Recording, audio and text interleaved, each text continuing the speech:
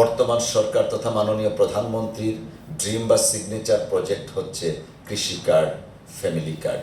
Family card নিয়ে আমরা একটা হুচট খেয়েছি, মিস্টেক একটা হয়েছে।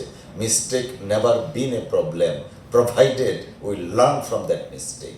সো আমি কৃষক কার্ড যারা এখন করতে যাবেন, দয়া করে ফ্যামিলি কার্ডের যে মিস্টেকগুলো হয়েছিল, ফ্যামিলি কার্ডের যে লুপহোলসগুলো ছিল, ফ্যামিলি কার্ডের যে বায়াসনেস ছিল, সেগুলো থেকে যদি আমরা শিক্ষা নিয়ে কৃষক কার্ডটাকে যদি আমরা সত্যিকার অর্থে মানুষের কল্যাণের জন্য যদি করতে পারি, তাহলে কিন্তু মাননীয় প্রধানমন্ত্রী তথা এটা শুধু একটা রাজনৈতিক কমিটমেন্ট না, মাননীয় প্রধানমন্ত্রী জনাব তারেক রহমান সাহেব এই কৃষক card, family card, health card, এই কার্ডগুলো কিন্তু উনি পলিটিক্যাল কারণে করেননি।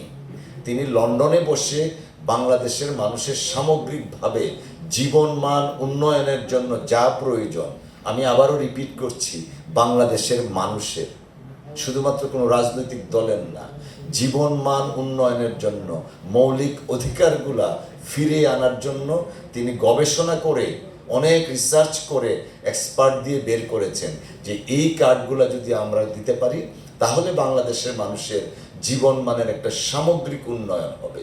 তো এই সামগ্রিক উন্নয়নটা করার জন্য বিএনপির পক্ষ থেকে হচ্ছে, আমরা সেভাবে নিব না, আমরা নেব জনগণের নির্বাচিত প্রতিনিধিরা আমাদের এই কাজটা করছেন।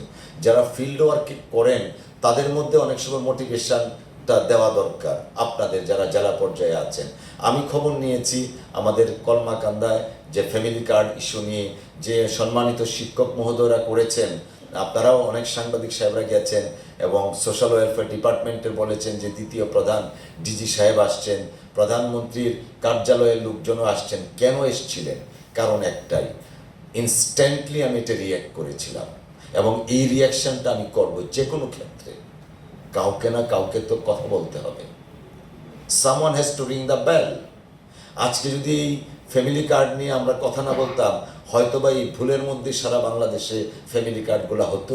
আলটিমেটলি মাননীয় প্রধানমন্ত্রীর ইচ্ছাটা প্রকাশ হলেও কাজটা যেমন বাস্তবায়িত হতো না, সবচেয়ে বড় কথা দেশের মানুষ বঞ্চিত হতো।